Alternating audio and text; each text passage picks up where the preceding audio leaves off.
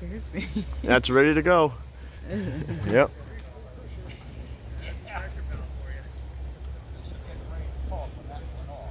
Well, hello YouTubers, and welcome to Ashland, Pennsylvania, where we're at a meetup. And with me over here is my wife. We're going to take a tour of the mine and ride on that steam Loki. And it's 50 degrees inside, so it's going to be just about as cold inside as it is outside here, so it won't be too bad. Alright, we're going to load up and I'll catch you on the train. So we do have everyone here that is for the meetup today, and I first want to thank each and every one of you for coming out. This has been a heck of a year, everyone knows, not for good reasons usually. The events were supposed to take place in the springtime, and with everything that happened, everything got pushed back. Our Carlisle Meetup, which I was looking forward to the most, I wasn't able to attend, but did see the videos of everyone who was there, so I do want to thank you guys for going to that event, even though I wasn't able to attend, and for documenting it. And this one was supposed to be obviously Ricketts Glen State Park, where they have 20 waterfalls. Well, we're in kind of almost like a drought right now, so there's no rain, no waterfalls. It's just dry cliffs. And even though some people would like to see that, I didn't want to disappoint anyone. I figured we could reschedule that for the springtime, and most of you guys voted on Pioneer Tunnel Coal Mine Tour. So we are here today. We're going to learn about coal mining history. They supposedly have a steam train ride that's supposed to be operating as well, so it's kind of a 2-in-1 location. And then later on, as I mentioned, as a bonus location, we can head to Centralia, which is famous for the underground mine fire. Over there, there is the graffiti highway, which is buried, but there are parts of it that are still exposed. There's a building, an abandoned building in the woods, and pockets of steam coming out in a different part of town, so we can show you all that.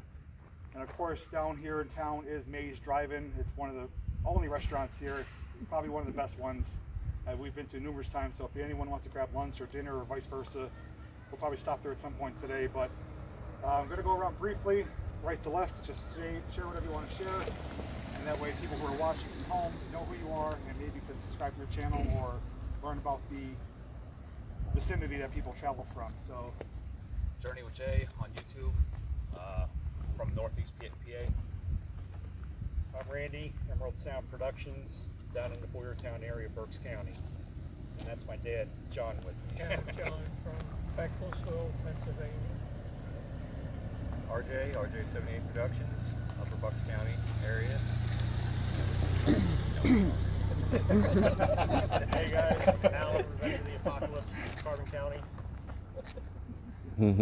Hi, Jamie Macon. I'm from Northampton, Pennsylvania, a little over an hour away from here, and I've got a YouTube channel with the same name, a lot of scenic driving videos, train videos, bike paths, and whatever other oddities I find. Kathy, Random Outdoor Fun. Dan from the Altoona area of Pennsylvania. Oliver Altoona. Matt MPG, do exploration and sightseeing with kind of a more of a specialization of national and state parks, and I'm from the York area. Yeah, right. B. Sage from Spangling, Kentucky, huge JP Videos fan, so that's why I'm here. Chris Hirsch and Jamie Hirsch from Tamaqua. We are exploring with the coal crackers. Steve, Out and About Science with Mr. G, and I'm here with my daughter Olivia today. All right, so big special thanks to everyone here. Fantastic turnout for today's events. I'm excited for this event because I love coal mining. This is one of the few places you can go to legally where you won't get in trouble for going underground in a coal mine. So I encourage you to check out their channels. I will try to provide links down below for everyone if they do have links available. You can see their perspective on today's events. And as you saw, people came from Altoona and all the way from Kentucky, which is amazing. So if you guys are ready, we're going to get our tickets and go underground in the Pioneer Tunnel Coal Mine Tour.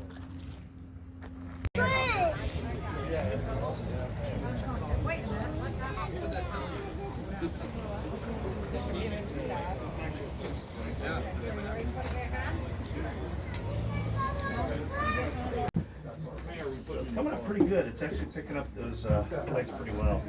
That's nice light. No smoking in the mine or vaping, but if you have cameras, which you do, you can take all the pictures you want. One question, can we use lights at all? Sure. Yeah. Okay. Until I tell you to turn them off. Okay. Oh, you get the same tripod I have. I just bought Best this. Buy? Okay, so we just got instant whiplash. Oh, it's gonna be a shaky video. That's 10 plus, that's good.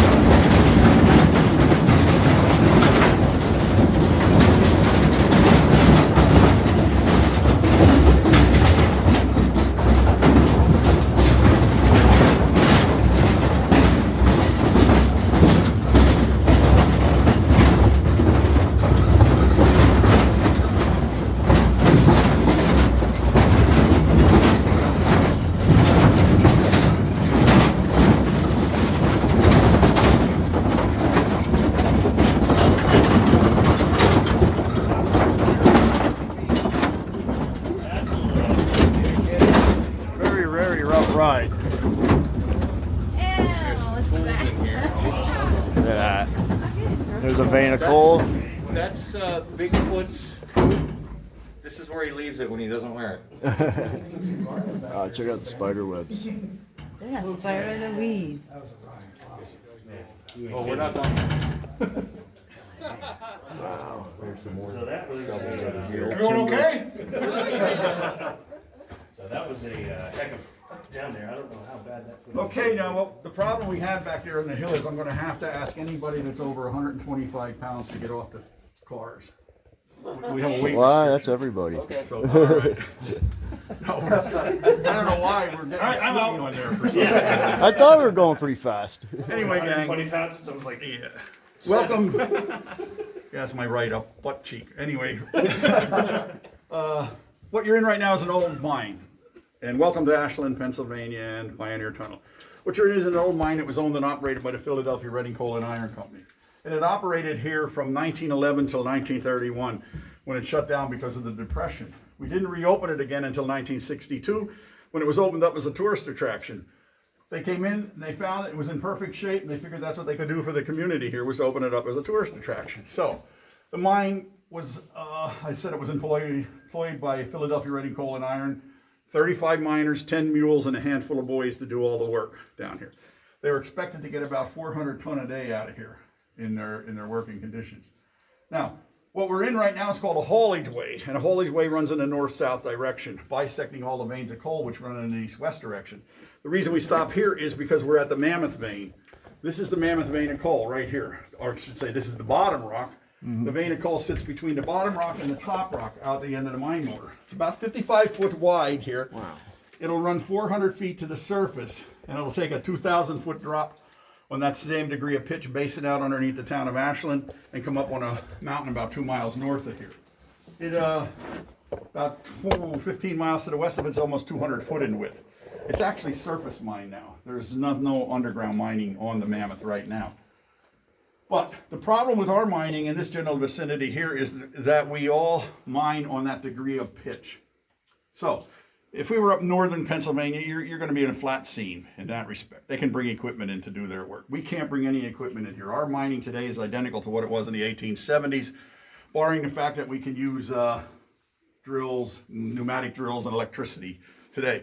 But the the method of mining is still the same.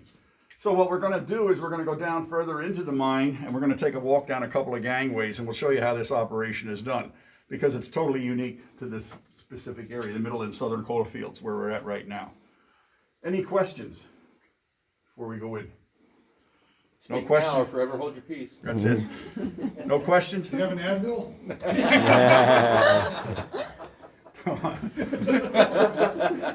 Okay, let's get out of here. We're the entertaining group for you. Now, didn't drift mines usually pitch downhill? Yeah. When you go out, Well, we went downhill coming in. The entrance. Oh. This is a haulage way. This was cut from inside there out. Oh, okay. So the drift is down that way. It goes down about a 5-degree pitch. Oh, okay. How did you know that? I've been here I've been here I've come here since the 70s. Okay, good. Yeah, what he's talking about is there's 3 types of mines. There's a drift, which goes directly into the side of the mountain. There's a slope, which will follow the veins and the rock. And there's what everybody always calls a mining shaft, which goes straight down. That's the type. And we're a drift. This is the easiest style of mining because it's cut directly into the mountain and across the veins that way. Any other questions? What's all this stuff growing? It's Bigfoot's jacket. Here, this stuff here? That's called hair. I have no idea. Is that like mold? Kind of like the mold family or something. Miner's carpet. Miner's carpet. There we go. New trademark. Miner's carpet. Miner's carpet. I'll be waiting for a t-shirt for that.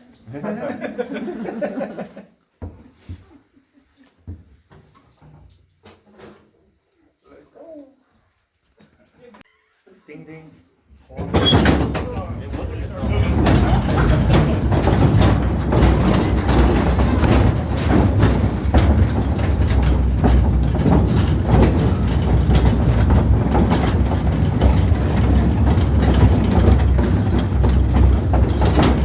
of like standing on my feet like shock absorbers. Yeah.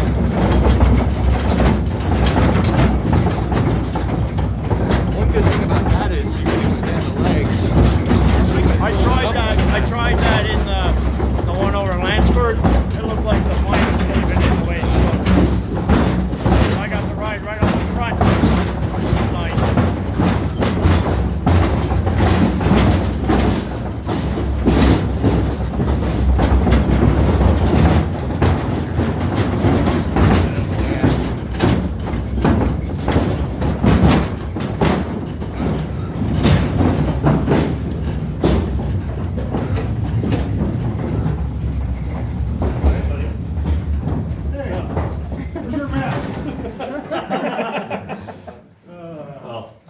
He is social distancing. That is true. Yeah, smile, hon. Oh, what? That guy then. Huh? Go on this side. That's looking in the.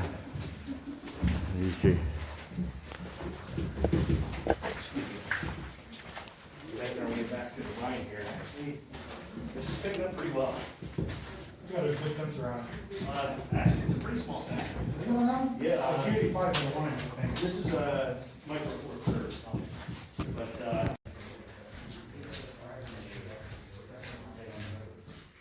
That's what it looks like inside a mine. And this is a coal vein. In east-west direction, following all the veins of coal, which run in an east-west direction. This is called a 7-foot. Now, this is nothing like the Mammoth Vein we work with. This is the top rock here, and here's the bottom rock. Sitting neatly in between there is the vein of coal, which is going to run on a 60-degree pitch where it's going to go 400 feet to the surface, follow that same degree of pitch down 2,000 feet, basing out under the town. Same thing. The only way you get anthracite coal out between top rock and bottom rock is you have to blast it out. You can't dig it out, shovel it out, or pick it out. And the way the miners did this in the old days was they drilled, well, we still do it the same way today, but you drill a series of holes into the vein of coal, which we call shots. Okay, they grow in about 5 foot. Now these old lads use what I'm holding in my hand here on is called a gilker or an auger drill. They drilled 70% of this mine by hand in here by using this type of a drill. How? I have no idea, because today you use pneumatic drills and everything else, and it's extremely difficult doing that. But anyway, what they would do is they would drill their series of shots into the vein of coal, and they would put in there in the old days what they call a squib charge. A squib charge would charge about that long, about that thick around, filled with black powder and fused.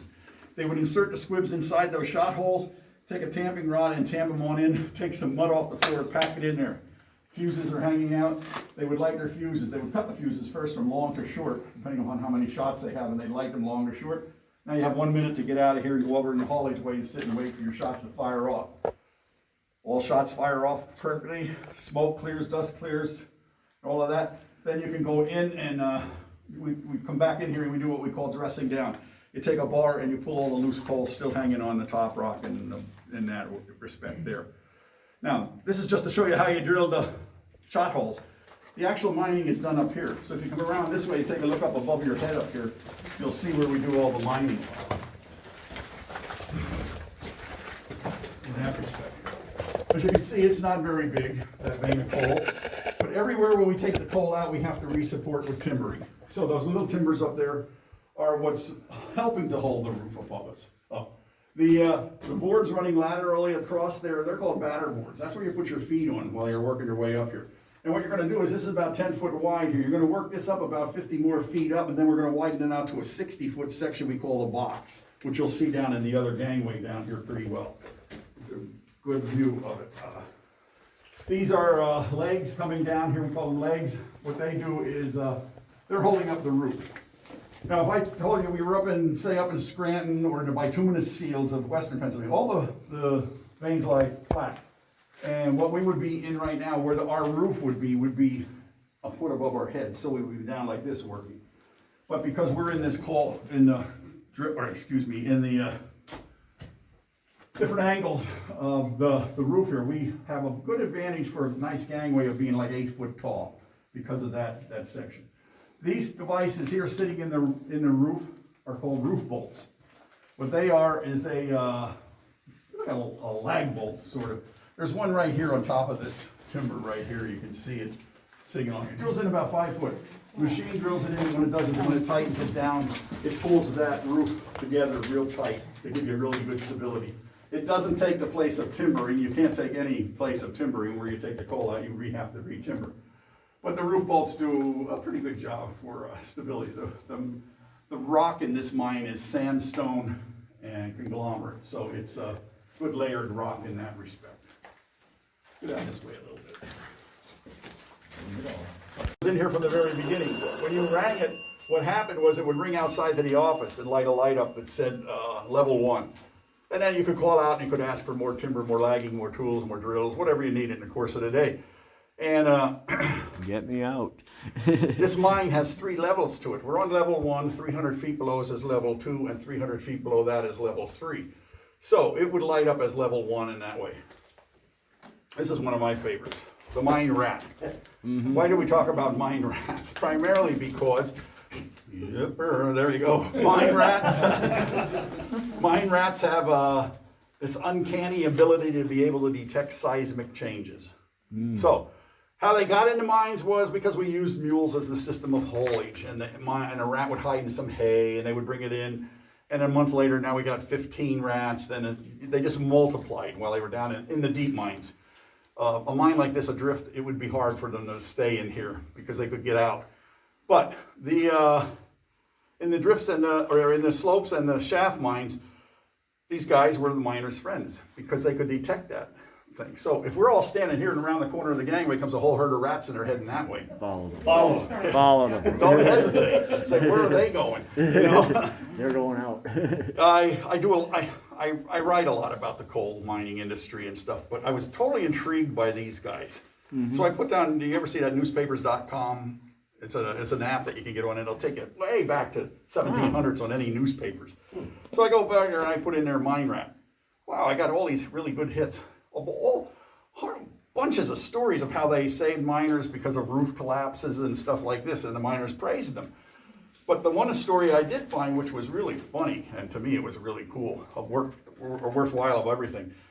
In 1888, they had a rat killing contest between two collieries. What they did was they shut down during the 4th of July, and they sent one boy down one mine and another boy down the other mine. And they wanted to see how many rats they could kill in a 24-hour period. So the guy who won, this is God's truth, his name was Ratty McQuaid. Ratty killed 1 ton of rat in a 24-hour period. Who he beat was a kid they called Blinky McIntyre.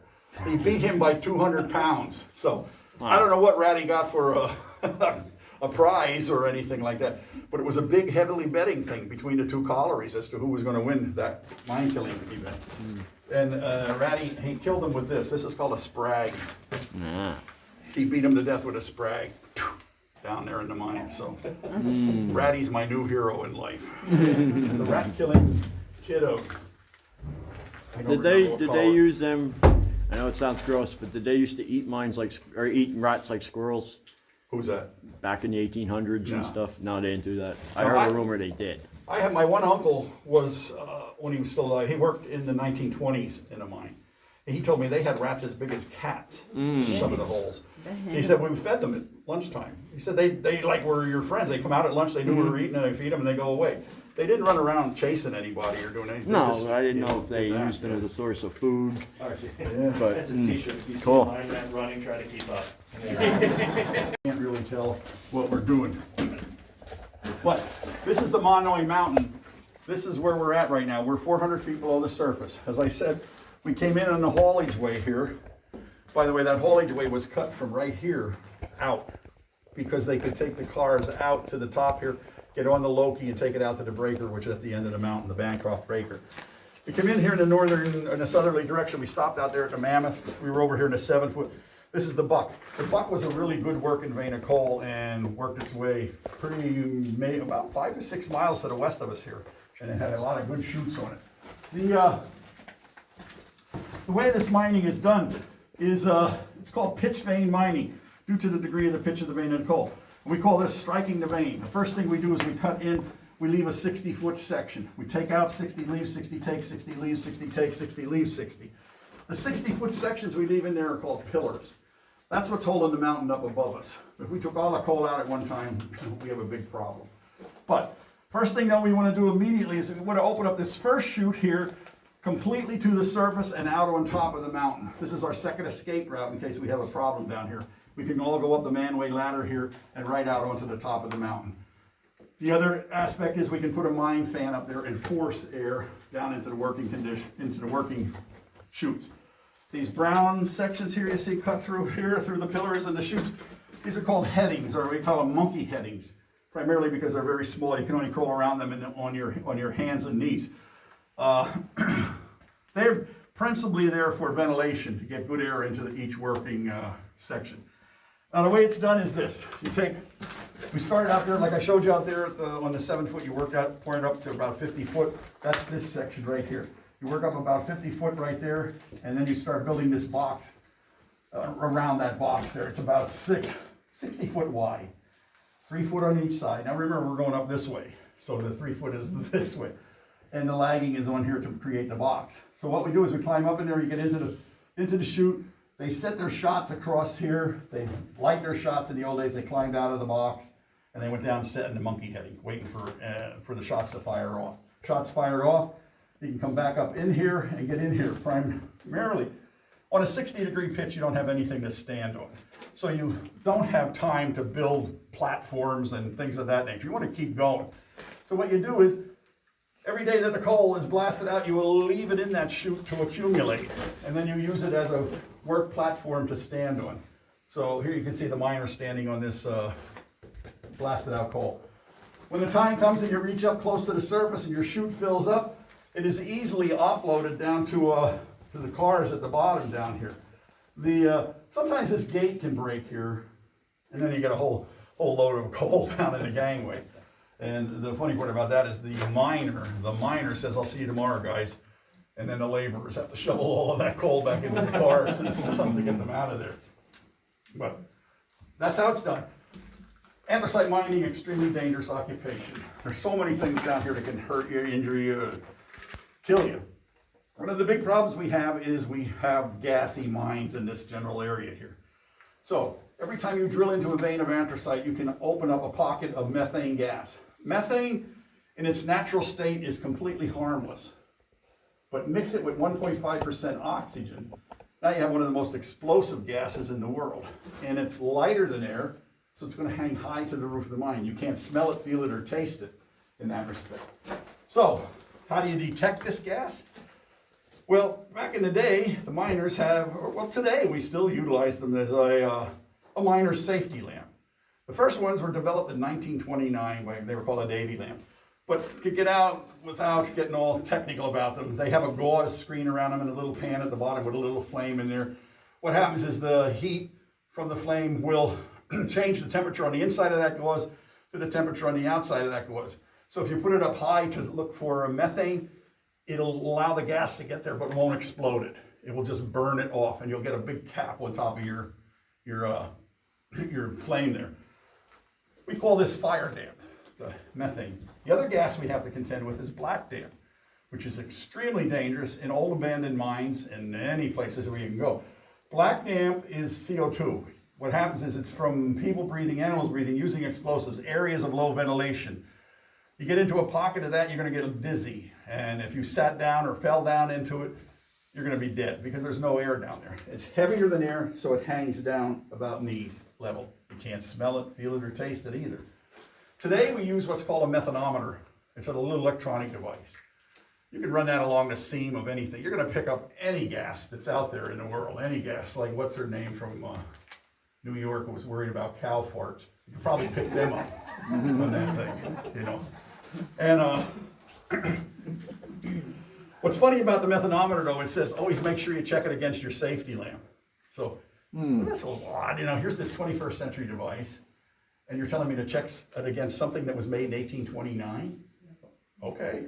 But you're never going to go in a mine where you don't find a miner's safety lamp. Then people always say, well, why don't you have any here? Well, we're not mining coal here. So we're just like a big cave right now. But in the old days, the early days, they used the canary in a cage. They brought the canary in, set him up high, and watched him jingle jangle. He had a little bell on his neck, and he would jingle and jangle. I always wondered for all the years I've been doing this is why did they use canaries? So one year we had a Penn State group in here, and they were all at, I can never say that word, avian? Bird? What's it, avian birds? Avian, yeah. Avian. They were avian majors with birds and chickens and all of that stuff. Well, the professor told me they used them because their respiratory system can't have any changes to it. And they get all worked up. I said, well, that assumes why I never thought they would use crows or robins or something, you know. But I said, thank you, sir. Now you have cured my problem of not knowing why. So.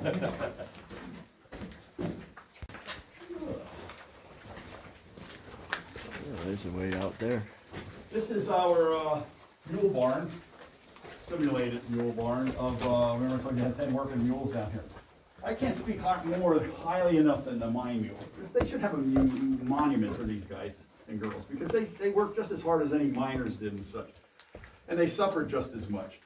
The mule, extremely, extremely intelligent creature. Very, very strong. You know, a little cantankerous, as the saying goes, you know, stubborn as a mule. But what I love about them is when I talk to the old miners who worked with these guys and girls, was that they were vindictive. If you hurt them in any manner, shape, or form, the miners said they had a memory like an elephant. And they would watch for you and wait for you to come down a gangway. And old Molly here would lean up against you and press you up against the wall, or she'd stand on your foot, or she'd bite you. But if she really hated your guts, she would give you what the miners call both barrels. Both barrels is a full kick to the rear. So, get kicked by a 900-pound animal wearing steel shoes. You're going to remember that.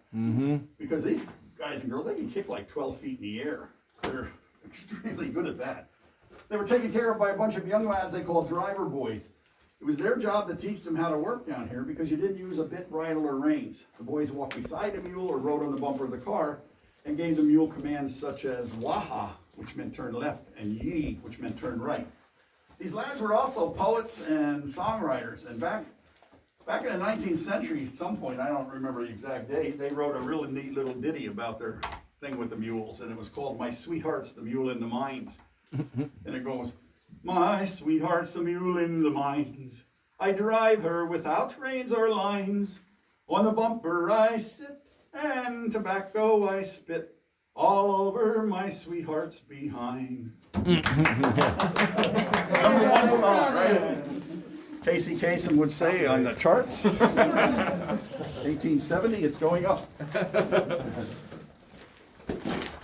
Come on down here.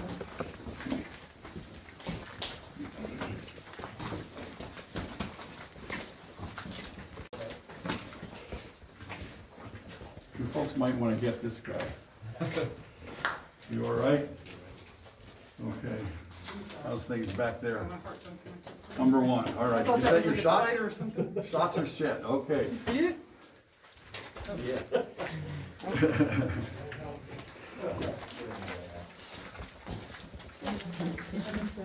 I don't know who he was either, so it's the... No, I have no idea who he was.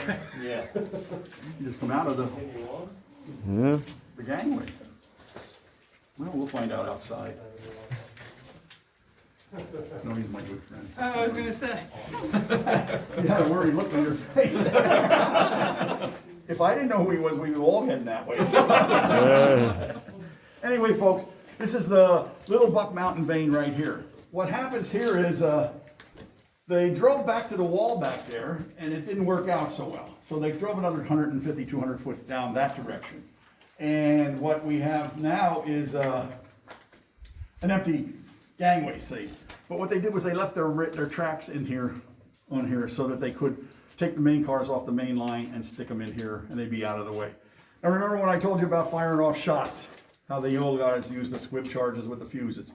Today we use dynamite. Dynamite is easier, much easier to work with because it's fired electrically with blasting caps and such. Same situation though, you put them inside the shot holes, you tamp them on in there, and you run the wires back out to a handheld detonator. Now you can walk around, you don't have to run out right away, because you can walk out here and you can yell out 3 times. Fire in the hole, fire in the hole, fire in the hole. And this is exactly what it'll sound like when you shoot shots off down here. So, it's not as loud as you would think it is, primarily because those shots are driven way inside the coal. You want the coal to break internally. You don't want it to be blown out. Now, the only thing we can't simulate here is all the dirt, dust, and smoke that comes flying out of here at the time. But if you guys want to come up here and get a shot in there, well, I'll shoot it off again for you if you want. Yeah. Come on in, hon. All right. Oh, he's going in.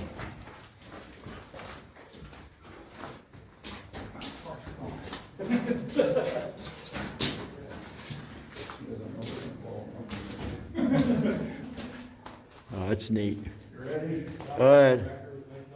Fire in the hole.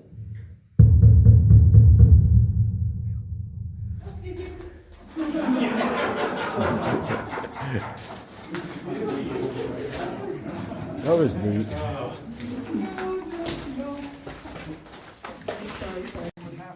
Two lads would be working here, and every day you had to drag all your tools, timbers, and shovels and picks all the way up there with you to do all the work you needed. Over here is an empty box that you can see all the way at the top up there where my lamp shines. That's where the coal is being held now. You would open up that box up there down to this area here, down into here. This is bases out here just to hold about 2 tons. Wow.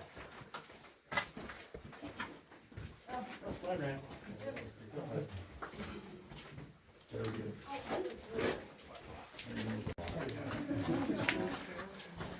Oh, wow.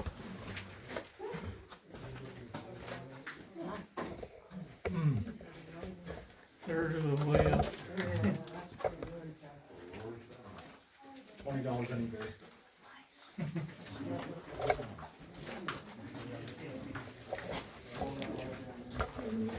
Oh wow! We got lights all the way up there. Still trying to figure out what. How they construct that, it's amazing.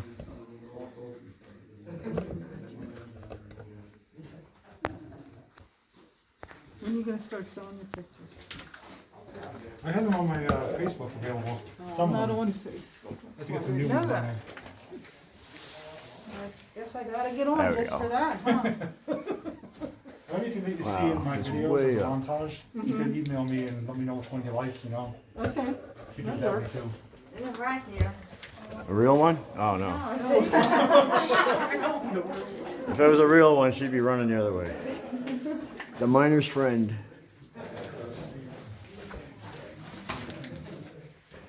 Miner's graffiti. Cool.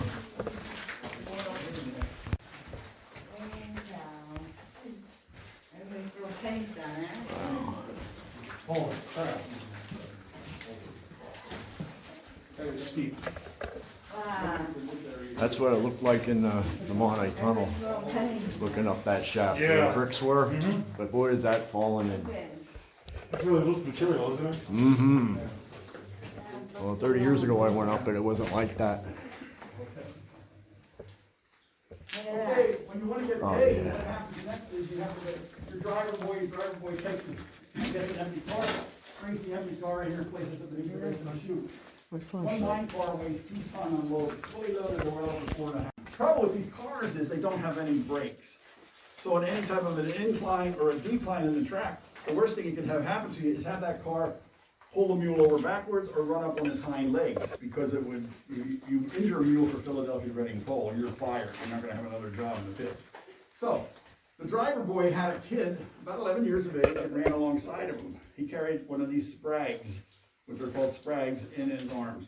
He would insert the sprag in the open spoke portion of the wheel, and as the wheel rotated, he could it acts not like a brake so much, but it'll drag the wheel down a little bit and it'll slow the car down and you know, save them.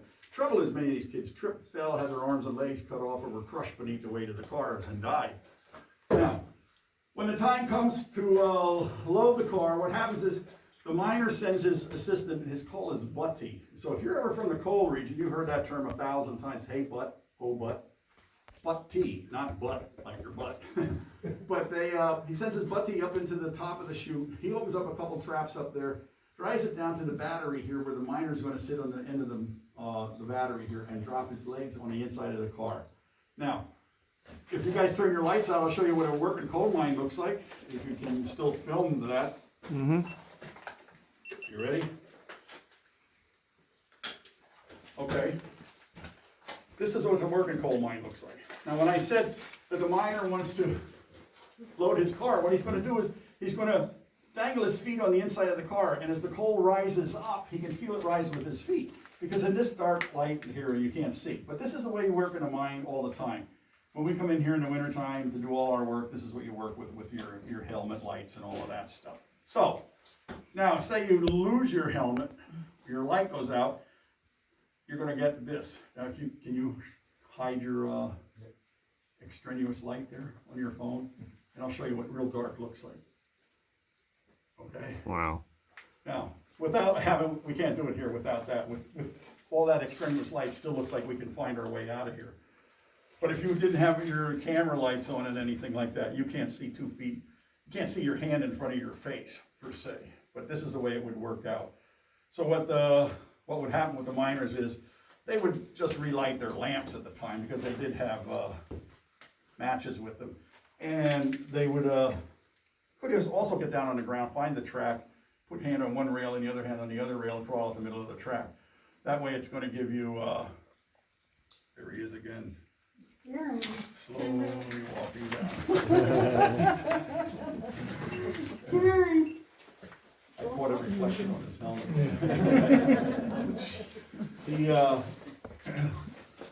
Is this the Halloween sword?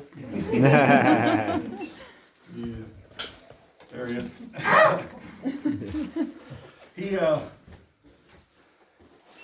He's our gas checker. Who's the Taco Bell guy? Yeah, that was nice of that. Oh, yeah. Anyway, You're the one that eats all the Taco Bell.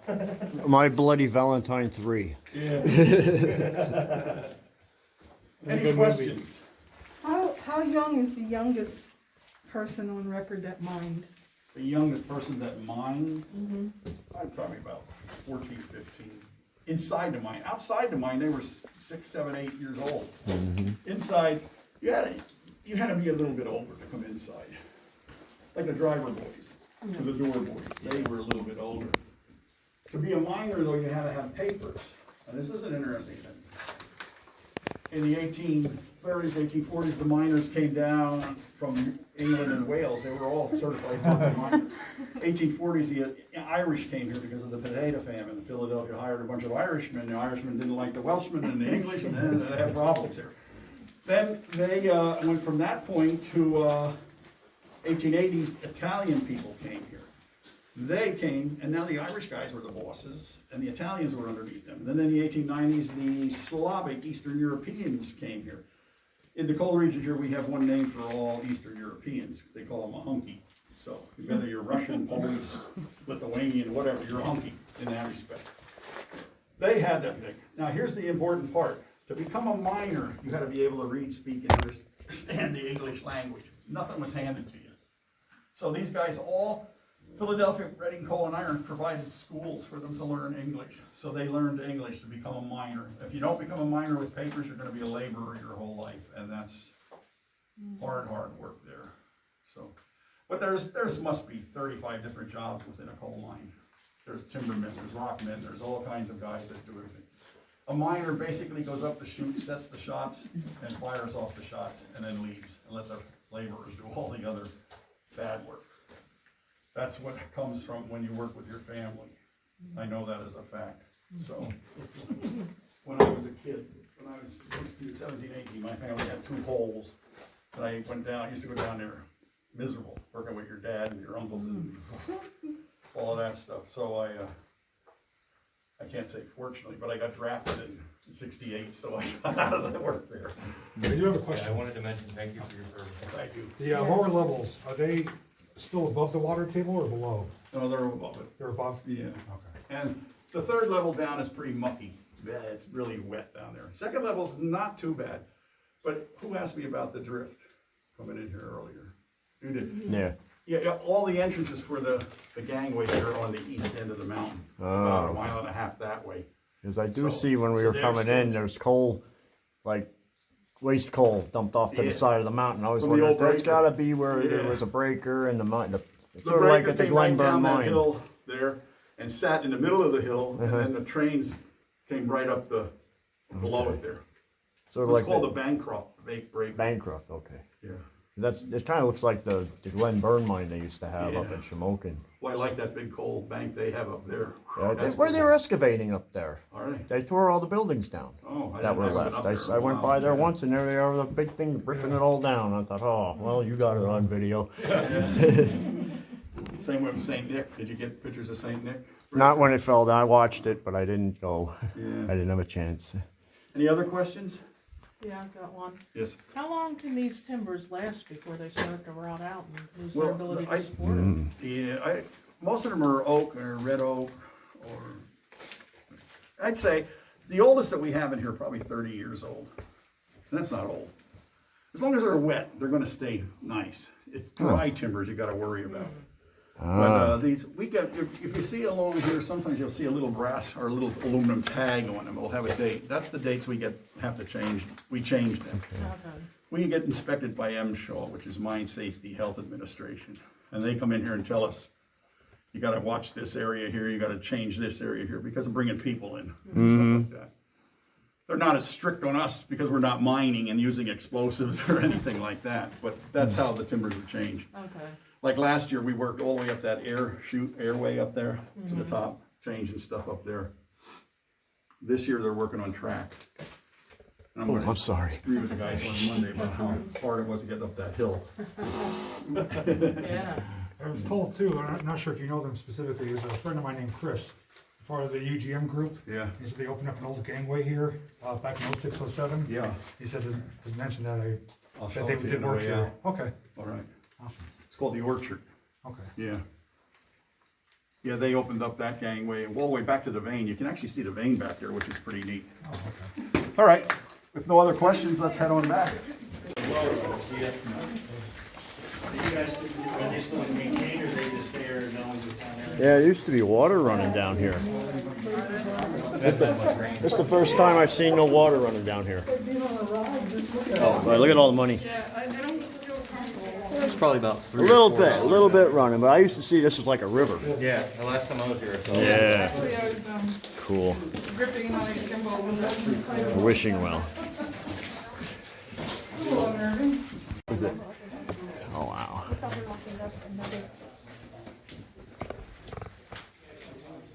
That's that. Yeah.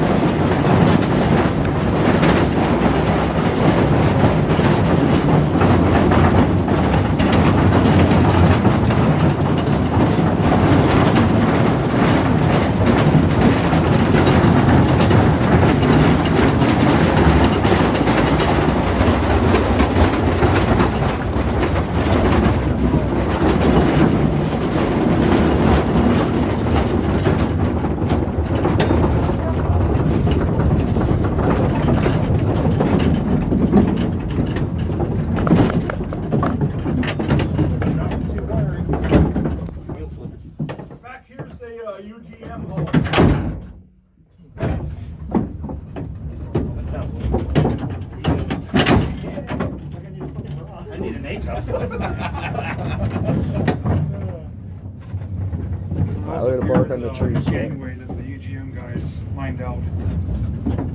Orchard Gangway.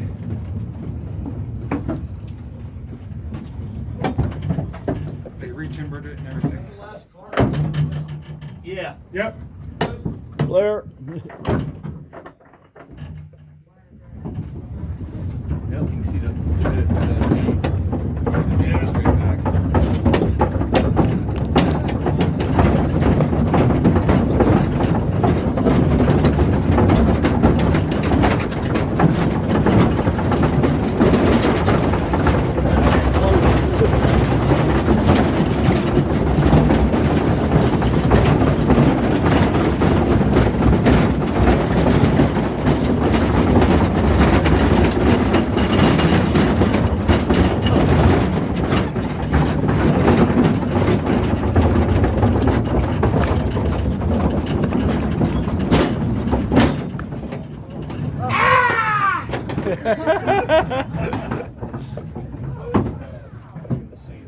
We survived! What a lively group. He's coming To get us. again. I have your job. Look at Halloween costume. I don't know. He has to walk out. Thank you. Thank you. Go ahead, hon. Thank you. Hey.